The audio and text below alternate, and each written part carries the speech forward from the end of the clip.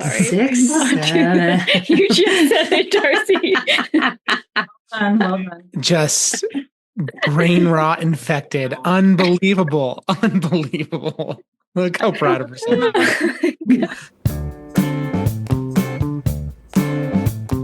Welcome to Spedsplaining, where special education gets decoded one case at a time.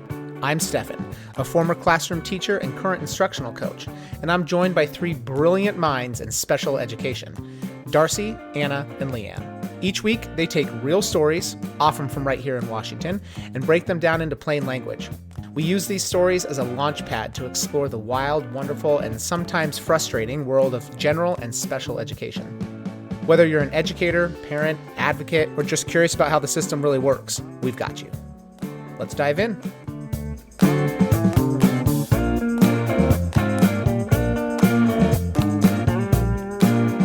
Okay, are we ready? Yeah, dude. Okay. Dude, go. I need notes because I forget what you said. There's a lot of details if I go into these cases. Go. Well, this one's a lot more about behavior. This one I actually got from the law conference because it was one of the ones that we were all like, ooh, that's important. Okay. Okay, so we have a student with pretty complex behaviors. So behaviors were documented starting in preschool. In kindergarten, he had 25 formal behavioral incidents. 13 were considered major and 12 were considered minor. He was frequently removed from the classroom. In kindergarten, so in that same year, mom was requesting an evaluation. They evaluated and it was determined he was not eligible for a special ed because he was making sufficient academic progress. So his behaviors were not interfering with his learning. In August, so right before first grade, he is diagnosed with ADHD and DMDD, which I don't remember. What is that? Yeah, you're going to have to. That's an acronym. We don't know acronym. Oh, that's fun. Really? Okay. Damn, Daniel. You know what? You get a lot as a BCBA, DMDD, disruptive mood dysregulation disorder. So, I mean, you all see that a lot. I don't know, like age. I'm sure we could look it up really fast, but it's like a childhood disorder diagnosis, like severe, frequent behavioral outbursts, quote unquote. I see a lot like persistent irritability. Maybe we should look it up more formally. Chronic irritable, angry mood. Symptoms begin before age 10. Children must be at least 6 years old for a diagnosis. That's a little window. Daily functioning is impaired. Treatment involves psychotherapy and sometimes medication. Okay. Severe temper outbursts out of proportion to the situation. It makes me sad for a little body to manage all that. I agree. So he gets his diagnoses in August. Coming back into school in first grade, they put a 504 in place. So behaviors are documented almost immediately, most notably hitting, kicking, throwing objects, biting, headbutting, pushing, and eloping. 2 of those incidents right near the beginning of the year require a full classroom evacuation.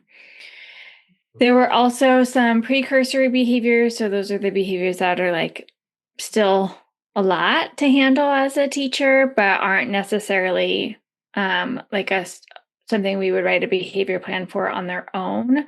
So those precursory behaviors were shouting, crawling, and jumping. So when they were noticing those things, they knew he was kind of ramping up type of thing. So within his first grade year, there are 19 major and 6 minor behavioral referrals, nearly all for physical aggression.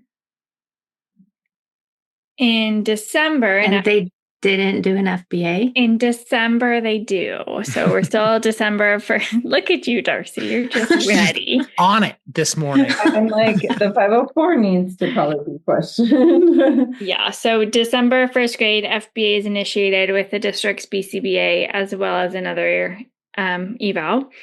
So while in the process of an FBA, the district implements what they call their tier 2 support plans. They called it a behavior support plan, but it's not. It's for this district different than a behavior intervention plan. They're saying it's kind of our tier 2 plan that we're going to put in place. So during that eval, they're qualifying him, because of the evaluation, they qualify him under as EBD for primary and OHI as a secondary. I think this is also California. Yeah, they do that too. Isn't that California where they do this too? Yeah. Let me look. Primary and secondary is. I'm sure there's more states in California, but that's the one we see the most here. Yeah, it's California. In some states, Stefan, we just do one category, even if a student meets multiple, unless we go with multiple disabilities. We don't do a primary and a secondary, if that makes sense. I think so. It makes sense in that I trust you that that's the way it works. My question is why the difference between states? Nope, bad question. It's because states are different and you do things within your own borders, but like just regional preference? Local control? Okay. Yeah, is there an advantage systemically to having two I think sometimes it tells a deeper story of a student than just having one, when they obviously have more going on than the one diagnosis. Okay. I also wonder about transition services, like we've talked about before. I guess maybe not here. I've been in meetings before where we talk about for specific DDA services, you need to be in one of these eligibility categories. So like with that, if we were to have done that here, that may make it more accessible. Do we know? Yeah, I don't. Okay. I don't know for the other systems. It shouldn't make a difference for what services you get. I mean, that's the same across the nation. So it's just how states lay out those evaluation guidelines and rules within them. I don't feel like it hurts our system to have a single eligibility category rather than a secondary. No, I mean, as a SLP, like I do like when California sends an evaluation that says the primary disability is intellectual disability, the secondary one is a communication disorder. I mean, like, I don't dislike it, but I don't know that it changes the quality of the IEP at all. So parents request an IEE right from the get-go, thinking that he should be qualified under autism. Did they finish the evaluation? They did, yeah. So he's qualified under EBD with a secondary as OHI. Parents say that's wrong. We want an IEE. It should be autism. So maybe one of you could explain to Stefan how you might qualify under autism without an autism diagnosis, because he does not have a medical diagnosis of autism. So the educational autism, you don't need a medical diagnosis for. There is qualifying categories. Maybe Leanne knows what it means, but it's defined in Washington as repetitive activities, stereotyped movements, resistant to environmental change or change in daily routines, and unusual responses to sensory experiences. So if you're evaluating a student and you see those type of behaviors, you can say this kid fits best as defined by a student with autism. In Washington state, regardless of your category, it doesn't define your services. Mm-hmm. So it's always kind of the question of why do you want this diagnosis over a different diagnosis? I would tell you that I think culturally and from a parent's view, having a student who's 6 or 7, emotionally behavior. 7. Sorry. 6, 7. You just said it, Darcy. Hold on. Just brain rot infected. Unbelievable. Look how proud of herself. Must be a norm in your house. Oh yeah. 6, 7-year-old. Yeah, that was a big birthday. Oh, geez. Sorry. Go on, Darcy. The school psych would make that. Technically it's the team, but the psych is making the recommendation and saying, hey, these are the 2 they could be in. this is the definition. What do you think most fits the kid? EBD is pretty, I would say, unusual in younger kids. You tend to see it because to be EBD, it has to be a severity over time and antisocial behavior. So you tend to see it after a student's been in program for a while, not so much like their very first diagnosis. Okay. And you were saying, like, why one diagnosis over another? Because you still have access to the same services. So you started to talk about, like, from a parent's perspective and a cultural perspective. Yeah, and so you're basically, that's how you're labeling your child in the school system. That's how they're going to come up in Skyward when you run the IEP. That's what's going to be on the top of their IEP. So it may not change services or what they need, but it does matter, and titles matter to people. They do, and they're across our state. The EBD label is not one that parents like as much, and it's not one that schools like as much. And often you won't see a school psychologist label a child as EBD if they have a medical diagnosis. They would automatically do OHI. But families really push for autism and dyslexia. Those are the two that I think they feel really comfortable with compared to just learning disabled, or this EBD feels like it's maybe less explained medically. And I think in the school setting, if you're going to look at a student who may get to a place where you can't meet their needs and they need a day treatment or they need an RTC, then an EBD label will often be a rule out factor. Yeah. Oh. Yeah, it can keep you out of the military, keep you, lots of worries that families might have about that label. Administrators have a different fear that they can't ever discipline a student that is on an IEP as EBD, which we've tried to explain is not necessarily true, but that's still the perception out there. So is that where MDRs come into play? Like when you are providing, all right, you're nodding yes. Yeah. Connection made. All right. EBD, it's really hard to say it's not a manifestation of their disability. And then there could be another reason for autism is maybe they're feeling like they might get access to different services with that label than they would with OHI or EBD. So there's lots of reasons why schools and families are picky about labels. But at the end of the day, the IEP services shouldn't be changed. And we always tell families or schools when they're like, this family really wants this label, we're like, it doesn't hurt to give them that label. That might not be the hill to die on. Okay. And that makes sense. Like from I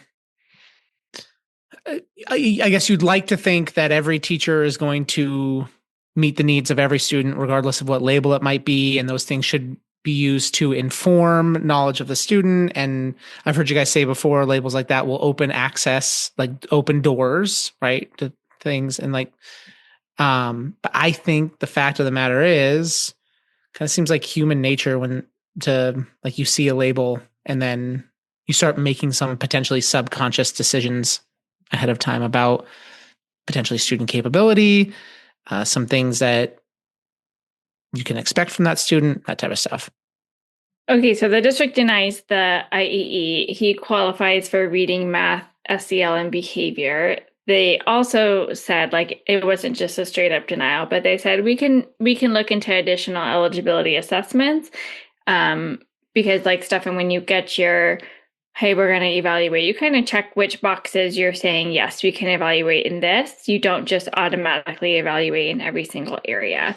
So it sounds like sign more consent looking at speech and language, mental health, because it's California, OT, and then also wanting to relook at autism.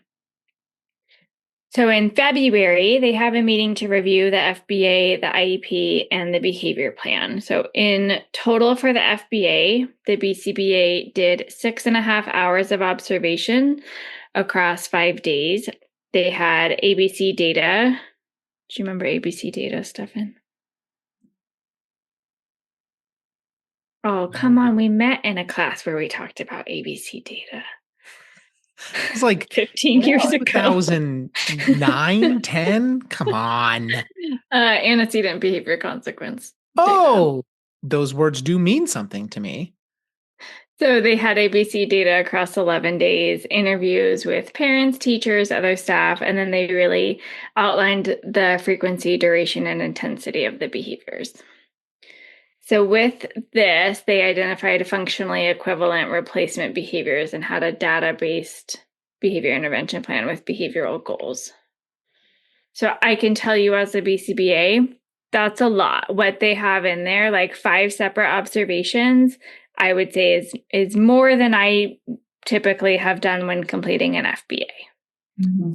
That's good context because I felt and watched you go full behavior nerd. Sorry. And when I don't know if Darcy and Leanne are lost too, but I'm gone. So I would say that like 11 days of data isn't a lot to me. I tend to want a lot more than that for a true pattern. This is a little kid. I'm sure they also pulled like discipline data and those types of things. But 5 separate observations is a lot of observations.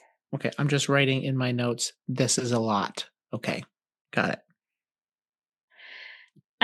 Did they say anything about the follow-up on the IEE? Parents, the school denied it. They denied doing an IEE, but they said we will ourselves do more assessments, but we haven't gotten to the results of those assessments yet. Okay. So with the eligibility that they have right now, the results of the interventions and the FBA, the district proposed placement in a behavior classroom that they have. The parents did not like that. They were concerned that this was too restrictive. They were concerned about their student being segregated.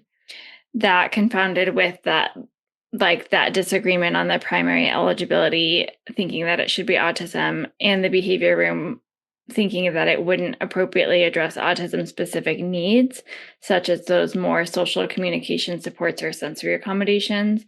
They were also concerned about that placement stigmatizing their kiddo and then that limiting opportunities.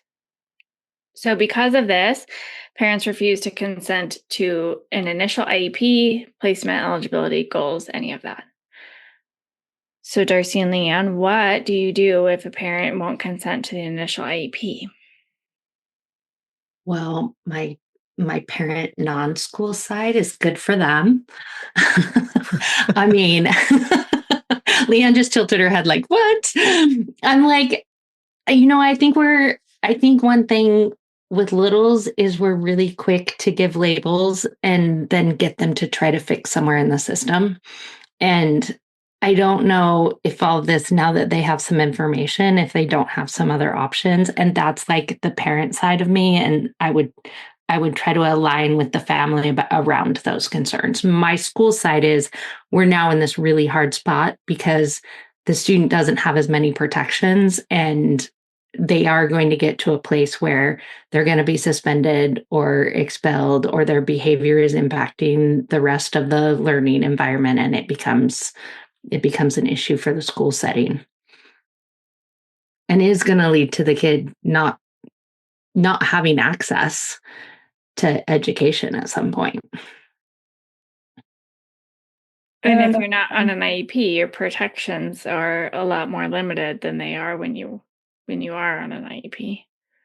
I'm just having this feeling, not being directly involved, that the family is really caught up on the perception of their child more than maybe some solutions. Like they fought the label, then they're fighting the placement because of stigmatism on both ends. It's like, I don't know. I think that the behaviors are more stigmatizing than the label. I don't know that I would have gone through all the work to try to get it, the label and and the protections if I wasn't in a place where I could accept that something's going on with my kid and they're not having success in school. Right. Like we go through the 7 stages, right, of grief when we have parents that get a diagnosis for their children. And this feels like a decent amount of denial, maybe, of we can still kind of not go full board with the placement, but we can keep on trying to, I don't know. It feels like denial. I could be totally wrong. I hear the argument of an autism placement or an autism eligibility, like as a parent that doesn't know, like as me as a parent with a neurodiverse child, not knowing this specific school system, I hear the argument of, well, I think social communication is their primary need. And from what you've told me about a behavior room, that's not what you're working on. This autism room over here is going to provide that. So that's where I want my kid to go. I don't want my kid in with all these other kids that are tearing up the room. I want him over here where he's going to get what I think he needs. So that was my question is, do you think there was another like hopeful outcome for them that they were looking for? Like they were going to go through all this. Yeah, because you're right, Darcy. It makes no sense to be like, we're going to go through this entire process and just be like, nope, we don't actually want any part of that. It's just they were expecting a different end result. Yeah, and it doesn't, I mean, this does, we say this all the time, but what we see in the case is obviously not the whole story. It doesn't talk about them wanting a different specific placement. It's just that they don't want that placement. Yeah, and it's totally, I agree that parents should absolutely go see a placement that the school's proposing and advocate for their child for sure. It just feels like maybe people aren't asking the right questions about what does this family want? Like they have a child that was diagnosed with something I feel like that could be more of a lifelong problem than even just autism with the DMDD. I mean, that feels like a very serious diagnosis to me. And you could go more of a mental health approach than an autism approach. And maybe they just don't know and they're just trying to navigate a really hard situation. But I would wonder if the school could come up with anything that they would like. Yeah, I do think that the schools, the school has to, in a way, kind of push that a little bit. So you want no services for your child who we know has these really high needs and this behavior. And how this is going to look is not how you're going to like it. And we're going to be back at the table because your kid's not going to be allowed to be in the classroom and your kid's not going to be allowed to be at school. And all those things are going to happen when those behaviors continue and they don't have a full team wrapped around them to help them with a program and a plan and all of those pieces that we do for kids with disabilities when they're on an IEP. Yep. And I think we sometimes, because we love our students and we want to be helpful and supportive, we over accommodate. And I also we don't afraid of their parents and then don't do the right thing either. Yep. And we don't follow our own policies and procedures because we're bending over to try to accommodate gets us every time. Mm-hmm. And, it's totally, I just have this whole picture in my head of the parents going to see this autism classroom and they're like, those kids are not my kid. And that's fair. That happens. But you don't have to deny the IEP completely unless the school really doubled down to have that IEP meeting is to discuss placement. Like there should have been maybe other ways to propose a different option, but maybe all of them were being very headstrong. Yeah. So Stefan, for you, an initial IEP, like you cannot even be considered a student in special education if you don't have parents' consent on the initial one. After that, you are, like we've talked about, stay put and those types of things. You're in a holding pattern all the rest of the time on like what your current services are. This student never makes it to that spot because they're not in special ed at all without the parent consent. That makes sense. Yeah. I mean, The- yeah, I almost just the- was quoting Hotel California, but it doesn't fully apply. You can check out anytime you want, but you can never leave. So you can't even get into the hotel if your parents don't let you in there. That makes sense. It creates a real challenge for districts when families deny these services, because then your hands are so tied. You can't give them what they need. You can't really serve them appropriately. A 504 will definitely go in place, because if they met all three prongs, they meet the two for 504, but a 504 is not enough for a student like that. Well, and he had a 504 at the beginning of or they made one in the beginning of the year. So even if that'll still stand, right? Because yeah, they've gone through eligibility, parents saying no, but he still then has that 504. But the other option is the district can file due process. Oh, it's almost like what's coming, Leanne. Come on. We just got to record something for the rest of the year. You guys are just clicking. So the district can't implement that proposed IEP without consent. So they're kind of in that holding pattern with their tier 2 behavior supports. The parents then filed 2 separate cases simultaneously, which I thought was interesting. Maybe that's not unique, but I found that to be interesting. One of them was about the adequacy of the district's assessments, and another one was alleging a denial of FAPE with a supposed misidentified eligibility, failing to provide appropriate behavior supports, and then denying FAPE by not implementing sufficient services. Then the district files its own due process, asking the ALJ to authorize the implementation of the IEP without parental consent. That's so interesting. Yeah, I don't know what that outcome's going to be. I haven't heard that one. I don't think that the courts can do that. So there's kind of 5 big issues here.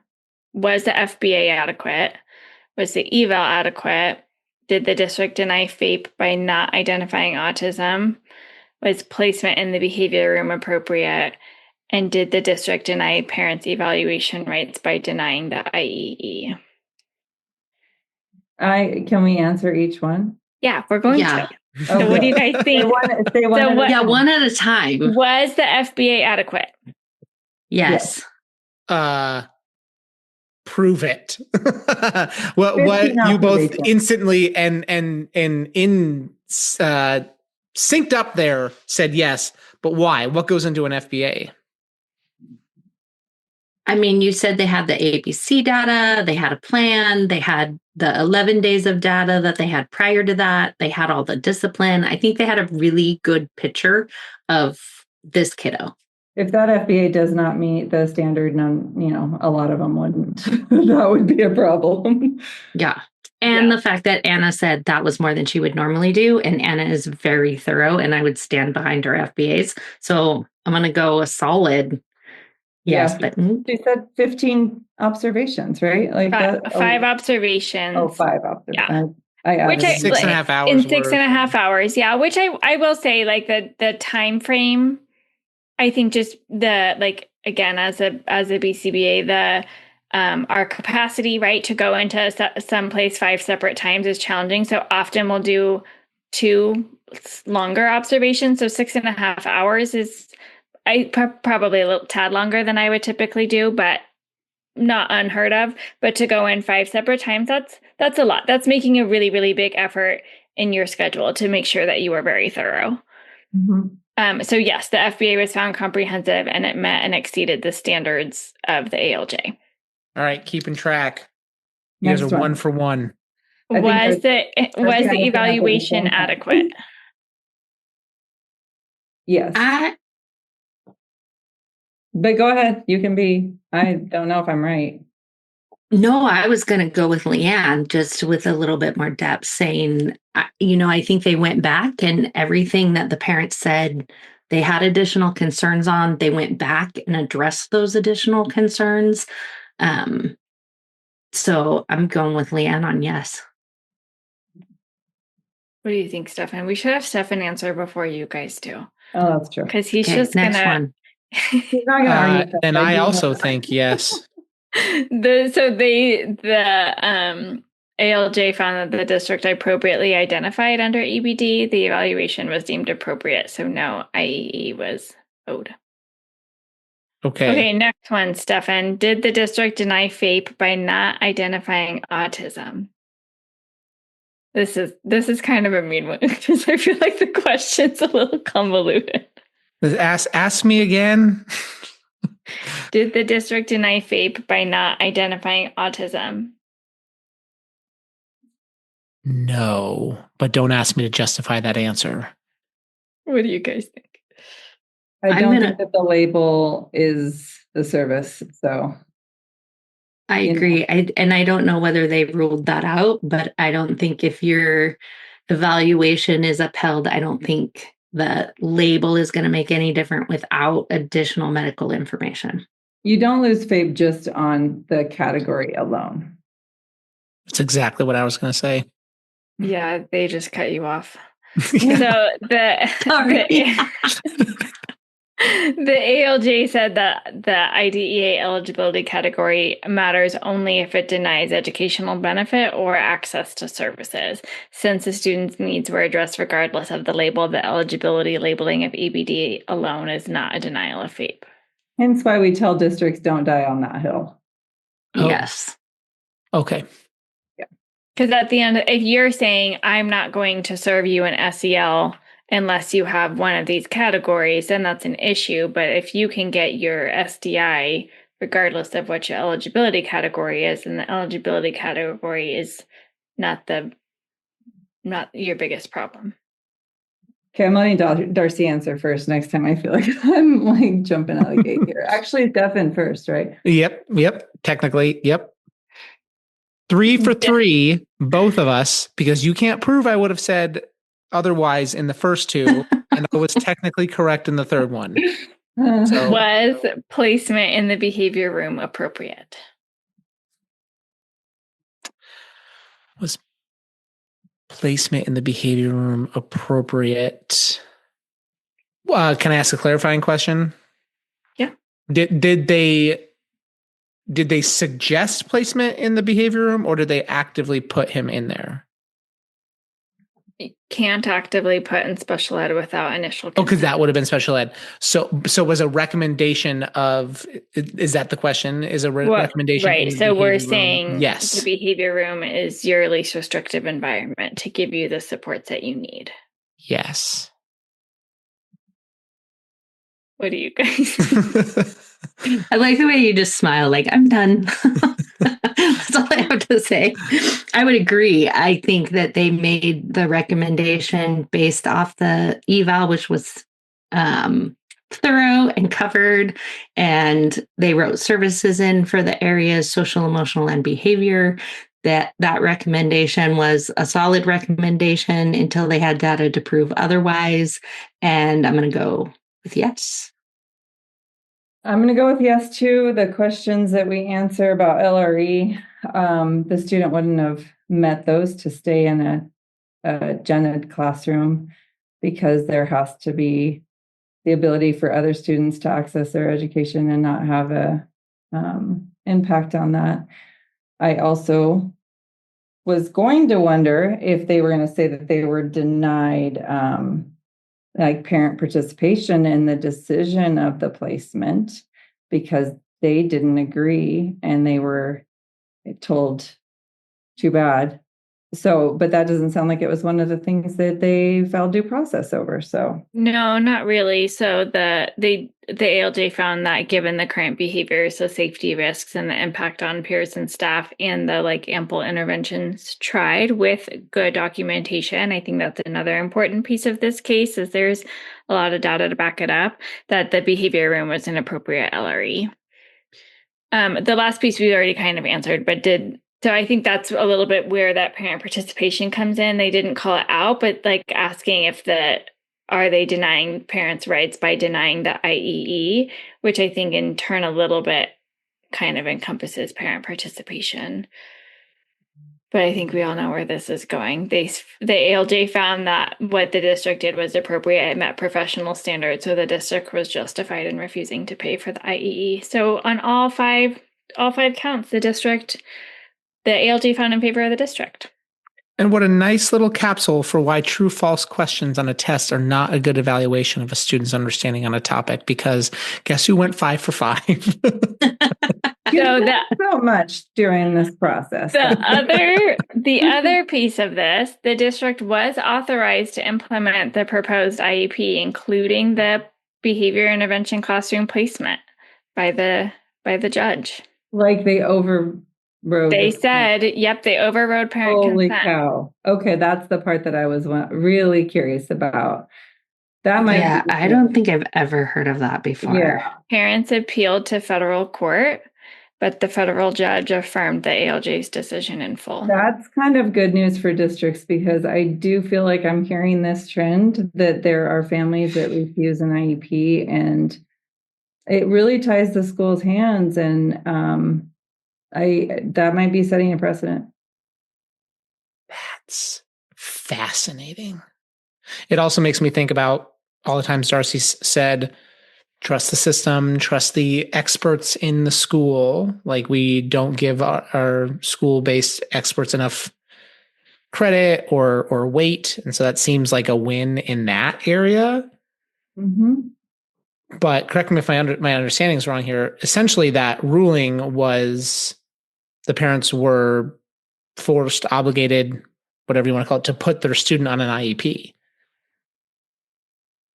Yeah, and I wonder how much of this is, parents initially requested evaluation. Like, parents weren't denying consent the whole way through. The parents initially wanted it. The reason that they're saying, no, we don't like it is this, kind of more trivial things that will not that it's trivial to the family, but like procedural things that were then already found in favor of the district. I wonder kind of what piece that has to play a little bit. And it's not Joe Schmo off the street that we're just wanting to evaluate, but there's been this long process throughout where we've been kind of working together, and now we're at a standstill. I mean, I obviously don't know, but I think that makes a difference for me, at least. Yeah, I mean, that's a big difference than like a kid is a quote unquote behavior problem in your classroom, and then you just force and the parents are like, no, not requesting sort of evaluation, and then the court's forcing the kid to have an IEP or whatever. Like, see, I think that's a drastic difference. The fact that the parents were advocating and involved in the process at some point. I think that we should collectively write a book on restoring relationships after due process and maintaining relationships. This is going to be a hard one to recover from, right? I mean, think of the staff. We talked about this before. Think of the staff involved in this, and the kid coming back to a placement that all the staff know that the parents are unhappy with. Well, and as much as I am I have mixed feelings about the courts overriding the parents and allowing the district to put a student on an IEP without parent consent. Oh, that's a tough one. But I don't think that sets you up for a good relationship regardless. Like, you can have the best mediation skills in the world, and I don't know that you come back from this one and have the family might want to look at a different district moving after this, just to get it. It's also like the opposite of the swing of that's happening right now with parental rights and knowing what's happening in schools. It just feels surprised. I'm surprised. I'm surprised too. I'm not surprised it came up, because I know that this is a trend.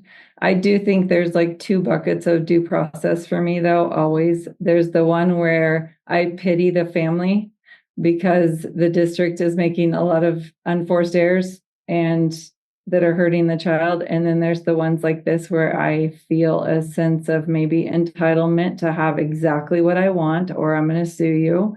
And I pity the district because I imagine that they spent an incredible amount of hours on all of this. And then they denied the IEE, which I was like, well, I don't think I'd ever deny an IEE. Darcy and I are pretty similar on that one. We're like, why not? but they won because they put so much work into this. And this is in 2024, so relatively recently. So we'll Is hear that from Washington? California. She's getting all the California ones. I with went her. off of from the law conference. I like wrote down the cases that I heard about that I found most interesting so I could save them for this podcast. Couple too, so that's a great idea. And then we will hear about this one at the next law conference. I mean, again, I think there's probably more to come. It could be appealed. Who knows? Well, I guess it already has been if it went to. Yeah, it was appealed. And this, one of the reason that this one was brought up in the law conference was kind of like the thoroughness of the FBA. And because there's not an outline for what needs to be in an FBA, like in, federal definitions or whatever. And so the judge finding this one adequate made it an impact on some of those other like behavioral sessions that I went to, in that you need ample observations, right? Like sometimes we get FBAs, especially after a manifest, when the kid is not in school and you have to write an FBA, you're writing it solely off of data. And so the judge outlining like multi-day data collection, interview triangulation, direct observations, like those types of things were really important and valid in this case, going the way that it went.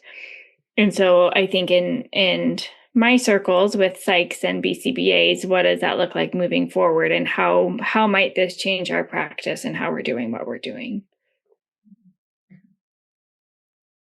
Well, That's where we have legal cases to teach us the law more than our own legal requirements. And it's annoying a little bit. We should go PRR on them and see what's happening now. Yeah, it's still happening. You know it. well, pre-orders open, repairing relationships post due process, written by Darcy, Leanne, and Anna. Thanks for tuning into Spedsplaining. If you have questions or thoughts about today's episode, we would love to hear from you. Head over to our links in the show notes where you can drop your questions, join the conversations, and connect with us. Don't forget to subscribe, leave a review, and share this episode if you found it helpful. Until next time, keep learning.